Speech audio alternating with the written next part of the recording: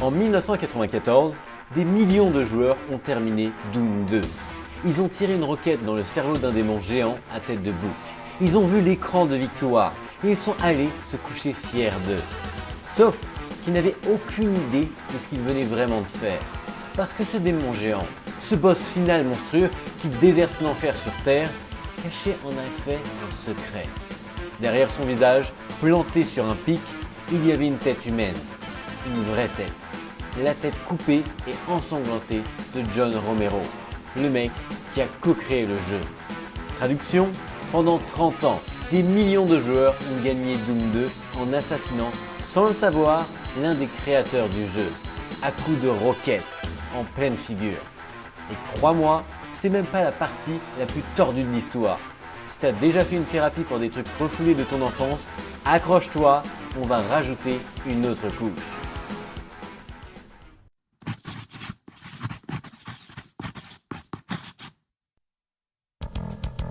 Petit retour en arrière, 1993.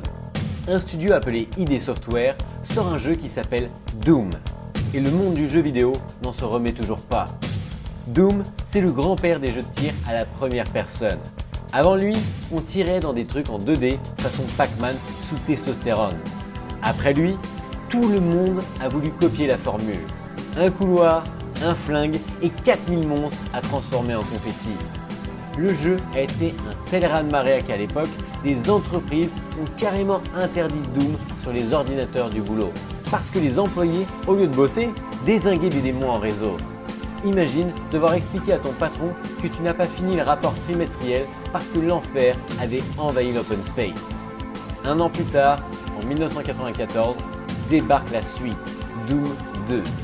Plus de monstres, plus d'armes, dont le légendaire fusil à double canon, alias la Super Shotgun, alias le truc qui fait un bruit tellement satisfaisant que des gens en ont fait des sonneries de téléphone. Et surtout, Doom 2 nous emmène jusqu'à un boss final qui restera dans l'histoire. Pas pour les bonnes raisons, pour les raisons bizarres.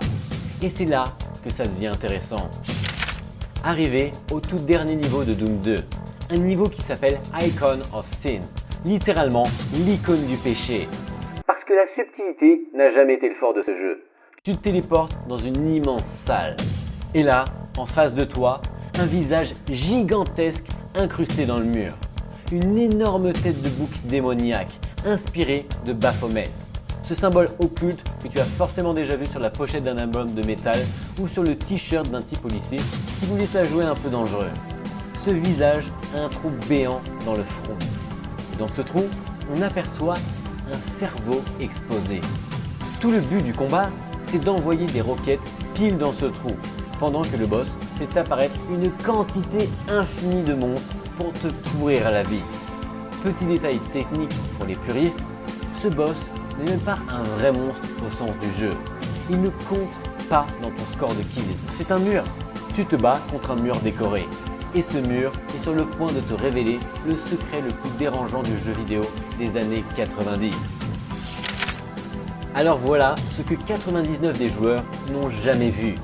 Si tu actives un code de triche, le fameux ID Clip, qui te permet de traverser les murs comme un fantôme et que tu passes carrément à l'intérieur de la tête du boss, tu découvres quelque chose. Une tête humaine, coupée, plantée sur un pic, le sang qui dégouline. Et cette tête, eh bien, c'est celle de John Romero. Pour situer, John Romero, c'est l'une des rockstars du jeu vidéo. Cheveux longs, look de guitariste de groupe de hard rock, l'ego qui va avec bien évidemment, co-créateur de Doom, le genre de mec qui un jour fait une pub où il disait littéralement aux joueurs qu'il allait faire d'eux ses larbins. On y reviendra peut-être un jour. Et le plus dingue dans tout ça, c'est que cette tête n'est pas juste une décoration plantée, c'est la cible. Quand tu tires des roquettes dans le front du démon, l'explosion va frapper la tête de Romero cachée derrière. 3 coups bien placés et la tête explose. Le niveau est terminé. Tu as gagné le jeu. Donc oui, pour finir Doom 2, tu dois littéralement tuer John Romero. Le jeu t'oblige à exploser la tête de son propre créateur pour voir l'écran de l'histoire. Il y a des gens qui font des films entiers sur le syndrome de l'imposteur. Et pendant ce temps, Romero s'est mis lui-même empalé dans son jeu comme boss final. Niveau confiance en soi du développeur, eh bien on est bien large. Petit bonus pour la culture, la tête a été modélisée à partir d'une vraie photo de Romero prise pour un magazine économique en 1994. Donc quelque part, il existe une séance photo corporate très sérieuse qui a fini en boss de l'enfer. Mais attends, parce que ça monte encore d'un cran. Quand tu entres dans la salle du boss, avant le carnage, le démon prononce une sorte d'incantation. Un truc guttural, satanique, incompréhensible. Le genre de son qui te donne envie de vérifier que la porte de ta chambre est bien fermée. Sauf que ce n'est pas du latin démoniaque, ce n'est même pas une vraie langue, c'est un message enregistré à l'envers. Si tu prends ce son et que tu le remets dans le bon sens, tu entends une voix humaine, déformée et ralentie, qui dit en anglais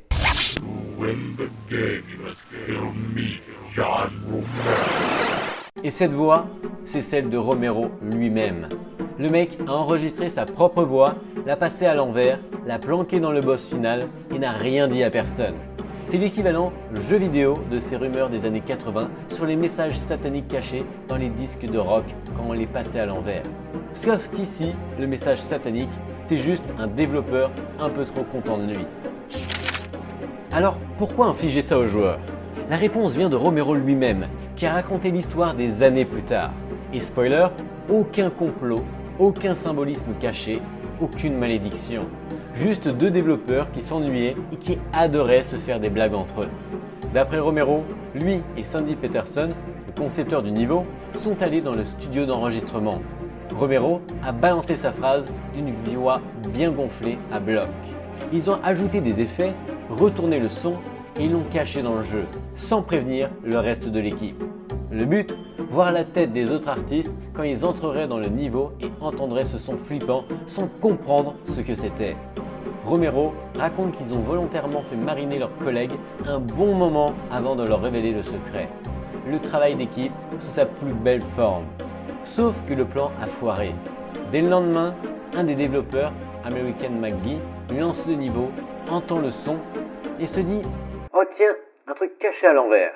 Retourne le sample, tout seul comme un grand, comprend le message et balance le secret à toute l'équipe.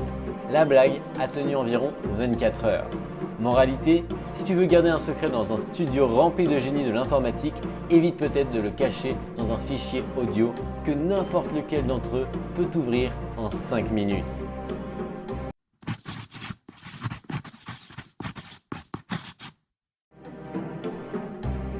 Parce que la tête de Romero, ce n'était pas assez.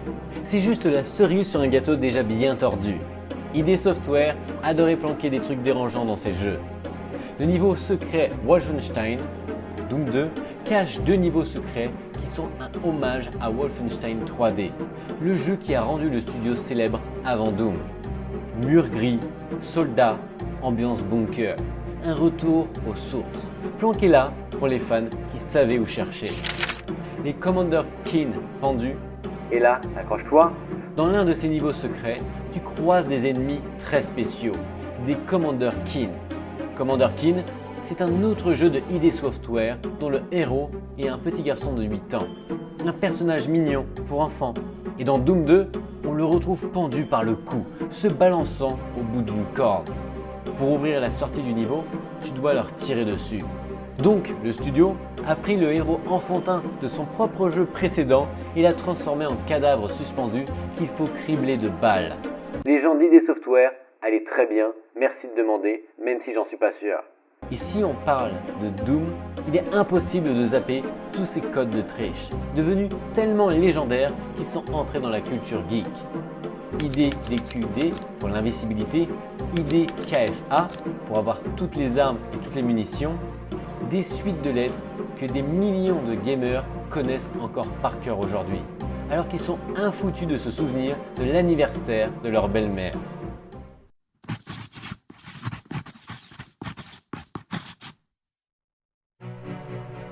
Et pour finir, parlons du véritable Easter egg involontaire de Doom, sa capacité à survivre absolument partout.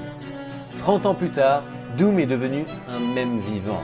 Il y a un défi non officiel sur internet qui consiste à faire tourner Doom sur tous les appareils possibles et inimaginables. Et quand je dis tout, je suis sérieux. Des gens ont fait tourner Doom sur une calculatrice, sur une imprimante, sur un distributeur de billets, sur un test de grossesse numérique. Oui, tu peux dézinguer des démons sur un objet dont le seul autre rôle dans la vie est de t'annoncer une très grosse nouvelle. Sur un frigo connecté aussi, sur un tracteur, il paraît même que certains l'ont fait tourner à l'intérieur d'autres jeux vidéo juste pour le sport. La règle non écrite d'internet est devenue « si ça a une puce électronique, ça peut faire tourner Doom ».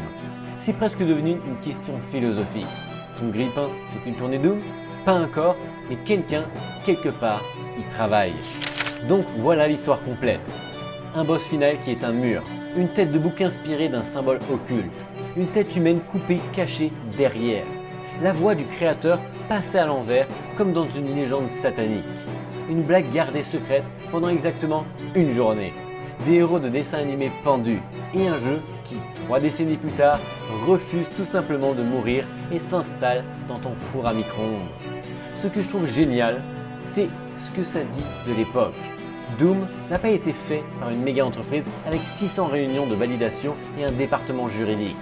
Il a été fait par une petite bande de génies un peu trop caféinés qui se marraient en cachant des têtes coupées dans leur propre code. Et c'est exactement pour ça que 30 ans plus tard, on en parle encore. Les meilleurs secrets du jeu vidéo, ce ne sont pas ceux qui coûtent des millions, ce sont ceux où tu sens qu'un développeur à 3 h du matin s'est dit tiens, et si je mettais ma propre tête comme boss final, et que personne l'a arrêté. Et maintenant que tu sais tout ça, avoue, la prochaine fois que tu finis un jeu, tu vas te demander qui exactement tu viens d'exploser à la fin. Si cette vidéo t'a plu, et si tu connais une blague de développeur encore plus tordue cachée dans un jeu, balance-la en commentaire, je lis absolument tout. Et pour le prochain épisode, on change complètement d'ambiance. On part chasser un fantôme qui n'a jamais existé, mais que des millions de joueurs jurent avoir vu. Herobrine, la légende de Minecraft. Un personnage que les développeurs n'ont jamais créé, mais qu'ils ont quand même supprimé à plusieurs reprises. Va comprendre. Abonne-toi parce que celle-là, elle est flippante. Allez, bye bye.